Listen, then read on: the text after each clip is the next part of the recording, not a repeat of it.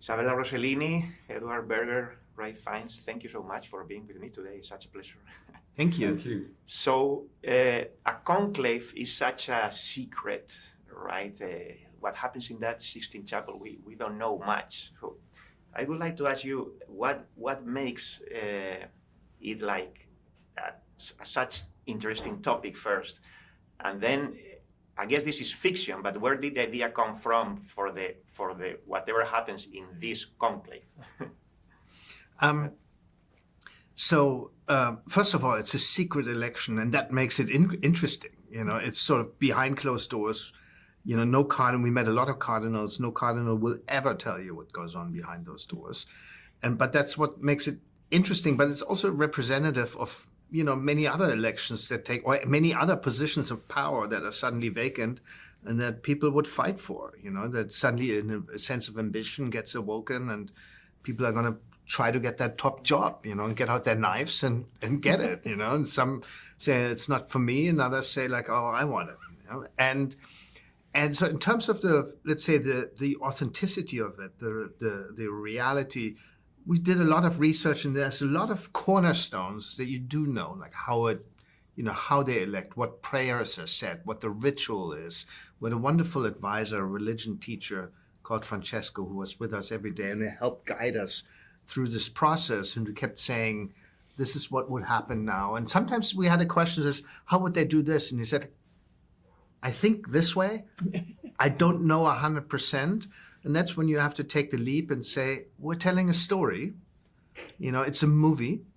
We want to tell a story that gives insight into this world, but also insight into the world of these characters. And let us invite you into this story, and we're creating a reality for these 2 hours, and hopefully it's as close to the truth as possible. I was very curious, Isabella, about your character, because before I see the movie, I say, what is gonna do like a woman in a conclave? So that's what she thought. Can you tell me a little bit about your character? Well, the nuns, the Catholic Church is a very patriarchal society where women have a role of obedience and servitude, but they cannot even do the mass. They cannot be elected cardinal, not even, of course, being the Pope. So, but I went to Catholic school, and I saw that the nuns, although they had that role, they chose to be nuns. They were not lacking authority. They had a great authority, and I thought the Sister Agnes would have it too. And though she doesn't speak much, she's like a shadow, but she's present, and then when she speaks, it's like a bomb. And Rafe, your character, the Dean, and he's obviously central. You are all the time on a screen in this movie. How did you prepare for it? And also, you speak a lot of Italian, and I don't know if the Italian was a lot of homework. I have this much Italian, but I had to speak quite a bit. But we discussed.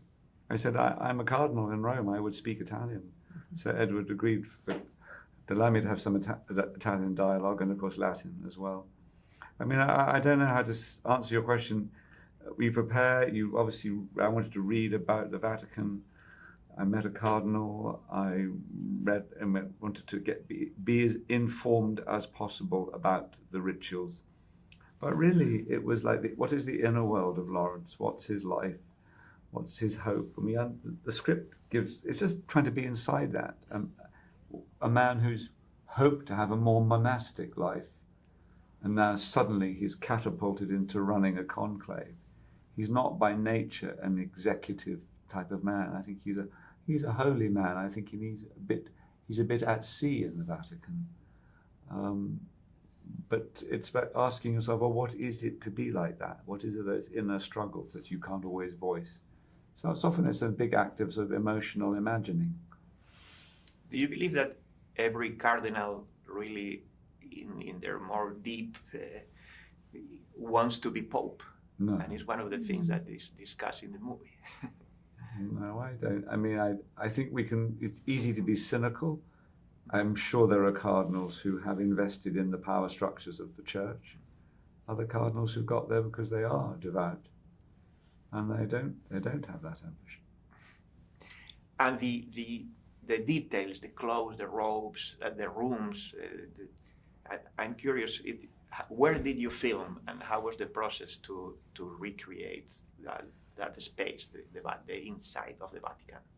Well, obviously, we can't film within the Vatican walls. We can't film within the Sistine or in the Sistine Chapel. So we knew we had to build the Sistine Chapel. We filmed it in Cinecittà, in a wonderful studio outside of Rome, where you feel, all the greats of Italian cinema or world cinema walking around still in the walls. It's very inspiring to be there. So we built that there. And then we had a lot of locations in Rome, but also the one location we couldn't find properly is the Casa Santa Marta, where Rafe and Isabella and all the colleagues, Rafe's cardinal colleagues, are sequestered for the duration of the conclave. And we wanted that to feel quite opposite to the Sistine Chapel. We didn't want that to be another ecclesiastical building. We wanted, in essence, these men are locked away. They lock themselves away to elect one of the spiritual leaders in the world and to get away from outside influence. To represent that, I kind of wanted it to feel like a jail cell. Rafe's room is almost like a monastic cell. It is cold walls, and there's a fluorescent light on the walls, and once the door closes, all you hear is that hum of that fluorescent light, very opposed to, the beauty of the church buildings that we otherwise see. You hear Rafe's breath, but that's pretty much it. He's alone with that.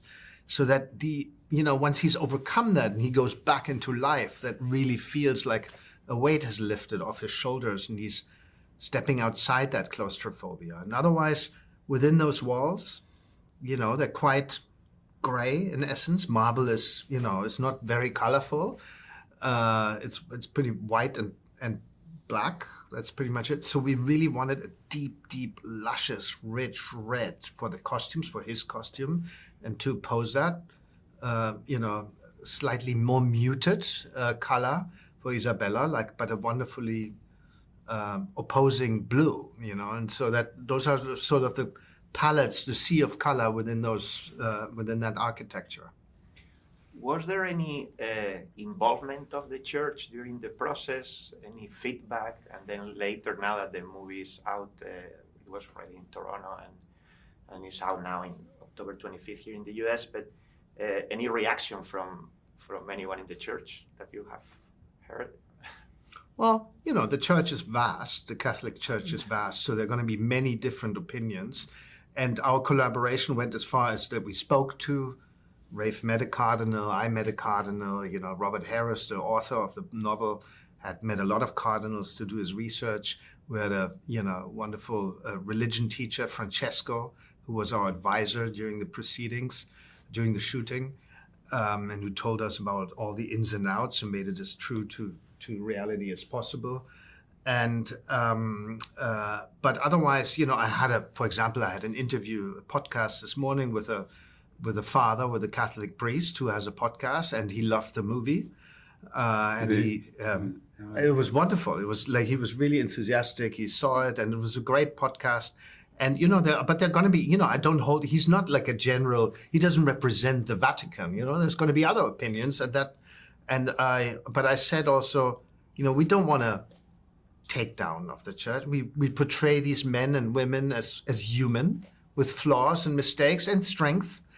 And ideally, even if you disagree with an element, I just like and that's part of the film. What the film says, today there's so many political opposing forces that fight each other.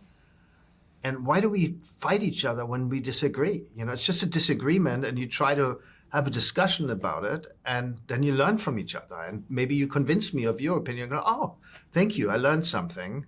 Now I think differently slightly about how I thought before. So ideally we have that discussion. But I think that, in essence, that the opinion is going to be vast from the church. Thank you so much. Thank you. Thank you very much. Thank you, Rafael.